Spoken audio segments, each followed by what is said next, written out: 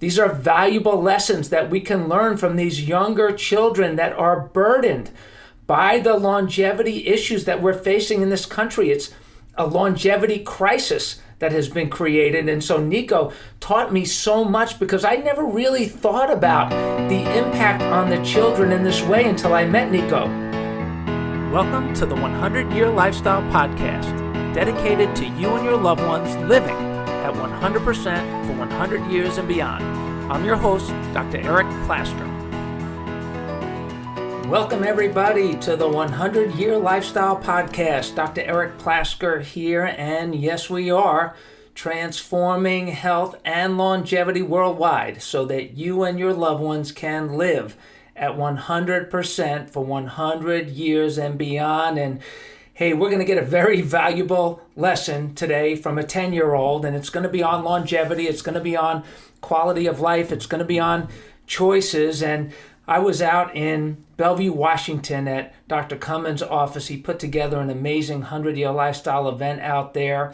We had all kinds of people, all age groups, community members, and it was a great environment in a town center that was really nicely laid out, beautiful room, couple of hundred people, and the energy was great. They did a fantastic job, and everybody loved the talk. Of course, we talked about the 100-year lifestyle. We talked about what it meant. We talked about long-term vision, all the things that we're talking about in this podcast, making it very, very personal for everybody that was there. What was interesting is after the talk, like usually happens, like always happens, there was a line of people. They wanted to come up and graciously meet me, say hello. I wanted to meet them just as much as they wanted to meet me. And we got to give each other hugs and signed a bunch of books. And it really made a difference. I was talking to one gentleman, 98-year-old, World War II veteran, big guy, strong guy, talked about how the choices that he made helped him live longer than he ever thought about. Eating healthy, chiropractic adjustments, lifestyle care, good nutrition, all that good stuff, exercise, being fit. And while I was talking to this man, I could feel the eyes, little tiny eyes, on the left-hand side of where I was standing, and I could feel the energy and the pull of those cute little eyes. And I kept looking down. I looked over, and here was this little 10-year-old kid, tiniest 10-year-old kid I had ever seen, I think, cute as a button, and he just wanted to talk to me. I could tell he wanted to talk really, really bad. And finally, I gave this really tall, beautiful soul that I was talking to, this World War II veteran, gave him a big hug, and then I turned to this little kid and I said, "So, what'd you think, young man?" And he looked at me. I'll never forget this. It changed my life forever. He looked up at me and he said, "Dr. Plasker, you changed my life today." And I was blown away. I was like, "What? Who are you? What do you mean? I changed your life. How old are you?" And he said to me, "My name is Nico, and I'm 10 years old, and you changed my life." And I said, "I didn't even know you were here. Where were you sitting?" And he said, "I was in the back playing with some of the other kids." I said, "And you were listening?" He said, "Yeah, I was listening." I said, "So how did I change your life today?" And he looked at me and he said something to me that is going to affect you, I hope, as much as it affected me. He said to me, "Dr. Plasker, I'm 10 years old." He said to me, "Dr. Plasker, my grandparents died of cancer, and I have been worried for years that I was going to die from cancer too. And that's it. I'm not worried anymore." And he ran off. And I was like, what?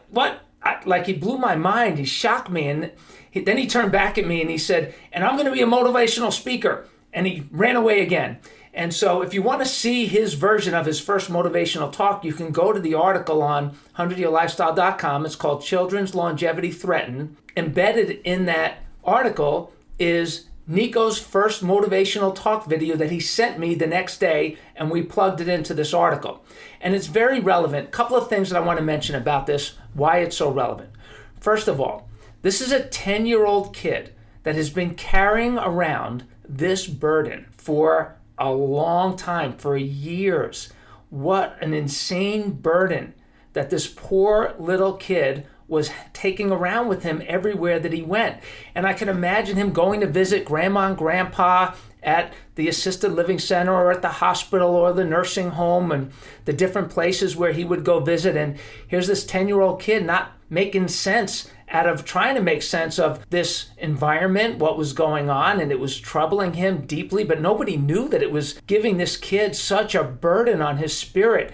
And I could only imagine not being able to explain it, understand what was going on. And he smells the smells of an assisted living center, and he smells the smells of disease, and he sees the suffering and the pain and the wrinkled and the crippled and all of these challenging looks and feels and senses, how the senses are stimulated by all of this.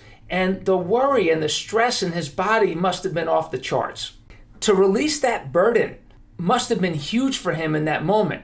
And we need to talk about these issues with our kids, number one, and we need to raise our kids differently than our parents lived. You got to remember, this is a generation, this nursing home generation, these beautiful souls, they didn't plan to live this long. They were blindsided by their extended life. We call them the accidental centenarians. They are outliving their scientifically predicted life expectancy by decades. This younger generation, it's hard enough for our generation, who is the sandwich generation, to understand this plight when we see the suffering of these elders and we think that it's related to longevity. But what we're learning is that it is not the number of years that is the problem. It is how we have taken care of ourselves along the way. And so Nico and his family taking care of themselves much different, not allopathically, not just treat the symptom, but being proactive with nutritional choices, with getting adjustments, keeping their nervous system, their spine balanced and aligned, keeping themselves fit, enjoying family time, enjoying work, making choices that are good for them financially, changing their life. These are valuable lessons that we can learn from these younger children that are burdened by the longevity issues that we're facing in this country. It's a longevity crisis that has been created. And so Nico taught me so much, because I never really thought about the impact on the children in this way until I met Nico.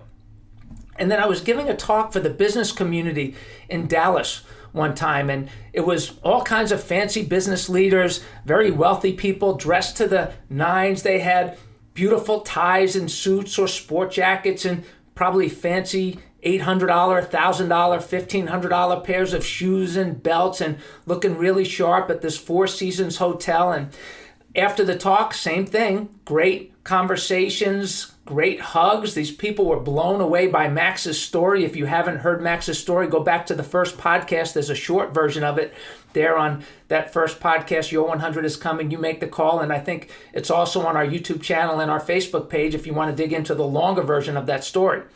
Well, after this talk at the Four Seasons and signing books and giving hugs to all these people, once again, I could feel the pull in the corner of the room from this girl. She was older than Nico. She was 15 years old, and I could feel the pull coming from her where she really wanted to talk to me, and she kept inching closer and closer and closer. And finally, I gave this last person that I was talking to a hug. I broke away and went over to talk to this young girl, and she was crying. And I said to her, I said, "Are you okay? What's the matter? Can I help? Is there anything I can do? What's wrong?" And she said, with tears in her eyes, she said, "Dr. Plasker, what you said makes so much sense to me." And she started to cry, and I'm kind of mimicking her crying to get this point across to you. She said, "Dr. Plasker, my grandmother's in her 80s, and I love her so much, and she doesn't know me. She can't talk to me, and I can't talk to her. And you're right. I don't want to be like that. I realize I have those genes. I don't want to be like that. I'm going to live differently. I'm going to do things differently." And she said it with so much conviction that it brought tears to my eyes as well. And there are so many young people that are being faced with this challenge as we see assisted living centers popping up on every corner in every community. And the kids are looking for a different way. The younger generations, they are looking for a different way to live. And for many of us who are in charge of these younger people's lives, it's important that we step up and start making different choices so that we don't become the burden to our children. That sadly, many of our beautiful souls, parents, grandparents, the burden that they became, not because they got old, but because they didn't know they were going to live this long, so they didn't know how to take care of themselves to ensure quality of life as they age. And so we have the opportunity to live differently. And you think about how many of them lived and the choices that they made when they were younger, medication choices, surgical choices. We can do things differently. You know, it used to be we would have a procedure done, we'd have an accident or an injury, and we'd have a scar to show for it because we had a surgery, or we'd have a cast, and hey man, those scars are cool, and hey, check out my scar, check out my cast, you want to sign my cast? Well, listen, scars and casts have consequences, and they are not the only option. They are not the first choice. Now listen, in a life-threatening emergency, of course, you go there, you get all the blood and guts, stop the bleeding, all that kind of stuff. Severe, tragic situations, heart attacks, cancer diagnoses, things like that. You do what you have to do. And you also have to have your wits about you at the same time so that you can make choices, because it is vital that you understand that the choices that you make have consequences. And there are people every day that are making choices that are not the traditional choices. And they are getting better, and they are healing, and they are not healing with severe long-term consequences, but they are truly healing because they're working with the body's ability to heal itself, the body's innate intelligence. I can think of several cases I'm going to give you that are cases that we directly work with in our office, what a lot of our affiliate doctors and people that we work with around the country also getting these types of results, holistic people all over the world getting all kinds of different results and not resorting to casts and scars except as a last resort. I think about this kid, Jake, who was constipated, his baby. He was about 2 weeks old, hadn't had a bowel movement in 8 days. The medics wanted to do surgery. They wanted to do all kinds of radical procedures that would jeopardize the bowel, maybe eliminate, take out some of the bowels. So this kid would have been possibly on a colostomy bag his entire life.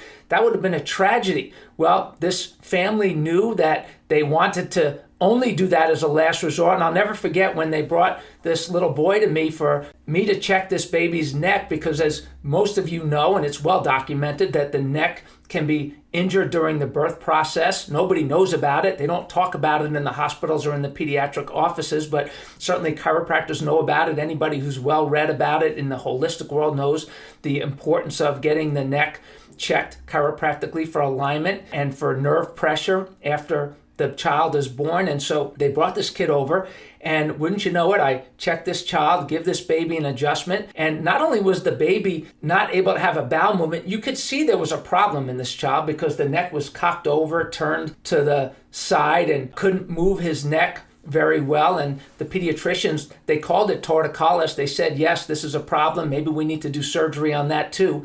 Well, wouldn't you know it, I adjusted this little baby, and he looks up at me, turns in the direction that he couldn't turn before, looks up at me, and I don't speak baby very well, but I believe he said something like this with his eyes. He said, "My goodness, who are you and what did you do to my neck?" And he had full range of motion back, which was a beautiful thing that we could see. But what was even more exciting is the next morning, actually it was exciting for me. I don't know if it was exciting for the dad, who texted me and he said, "Holy crap, Dr. Plasker, no kidding." Because the next morning, 8 days of bowel movement were released by this child. And now this child is 5 years old, 6 years old.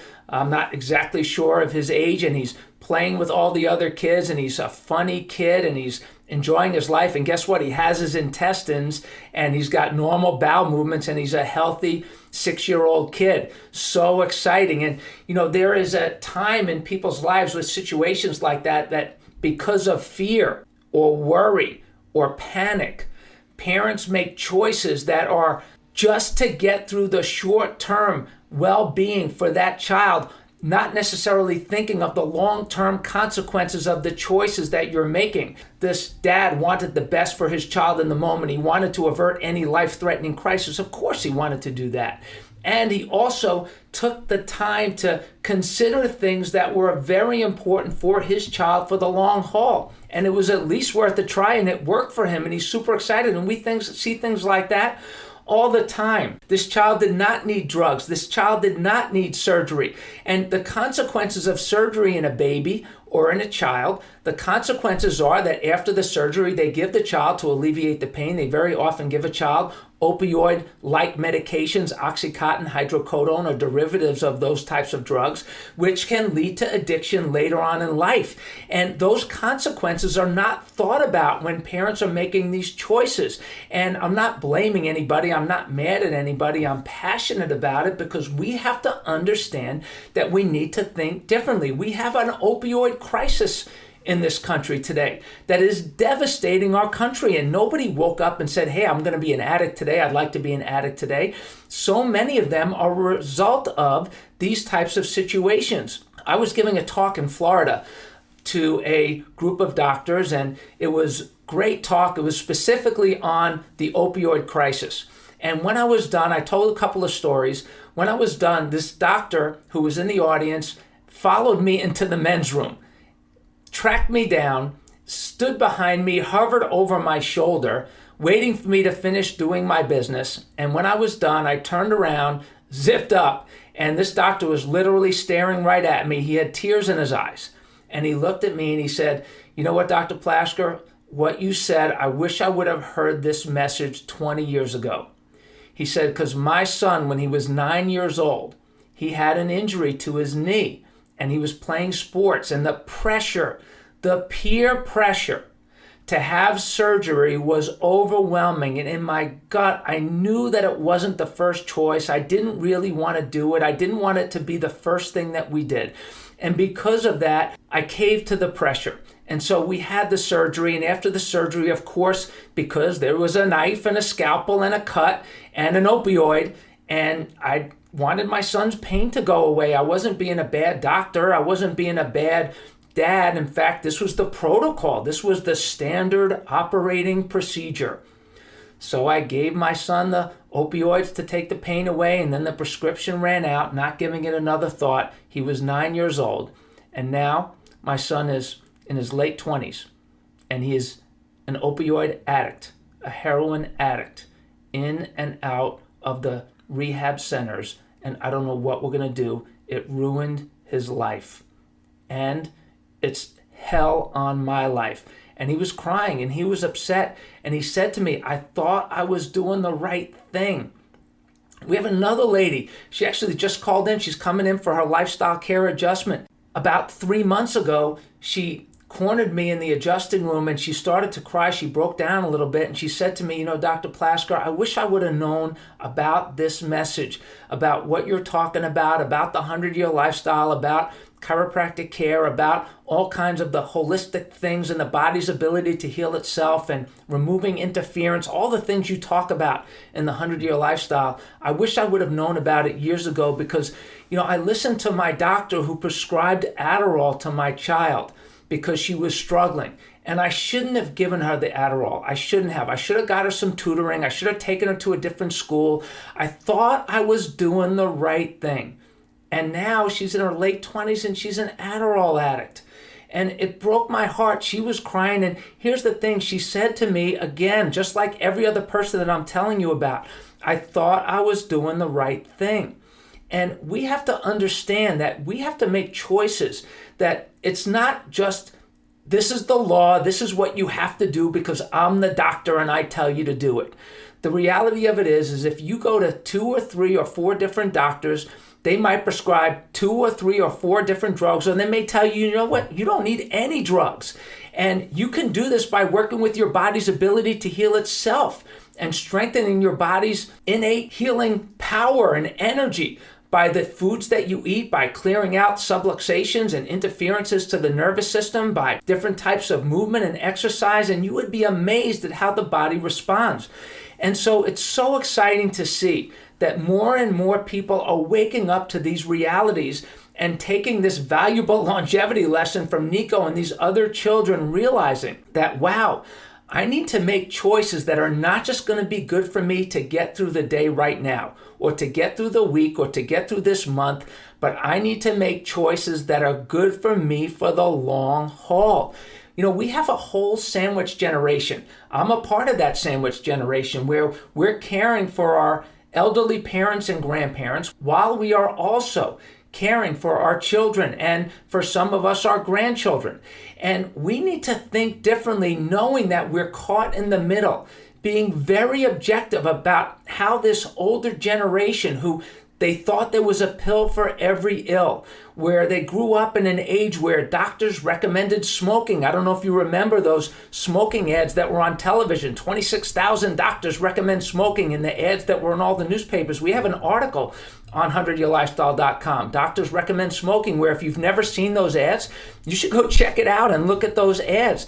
But that's really how the cigarettes were marketed, and they marketed candy cigarettes, and now the drug companies marketing to doctors, controlling all the continuing education that is being provided, sponsoring all the continuing education events that doctors go to.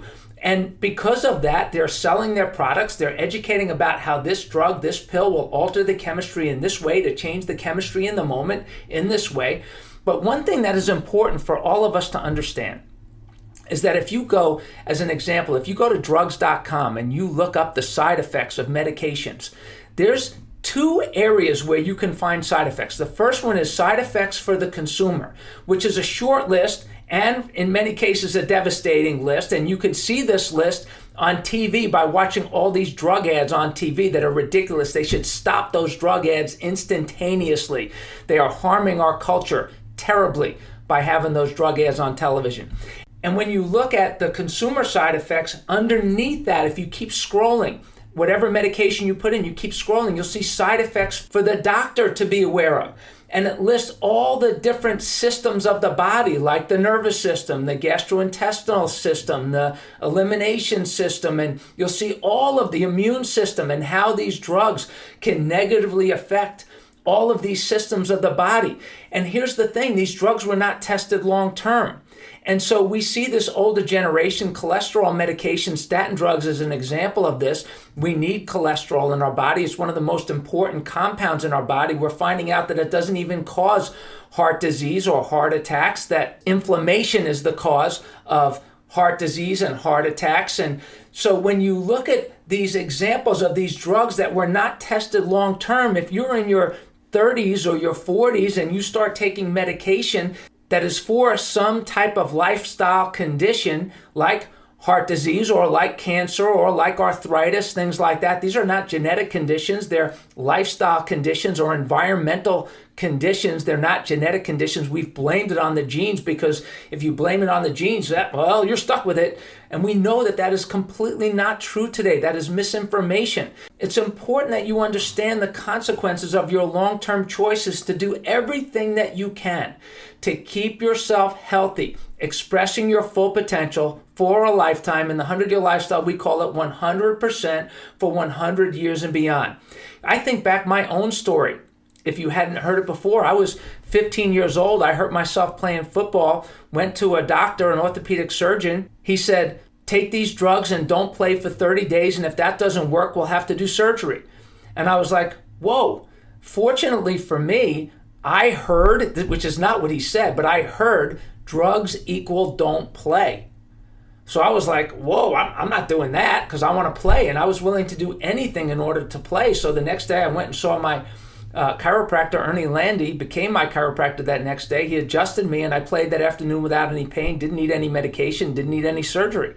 And so I became an advocate and became a very diligent student of these concepts of the power of the body to heal itself, this innate intelligence that we have, what happens when it gets interfered with, and how you can keep the interference out of your life and keep your body functioning at a very high level.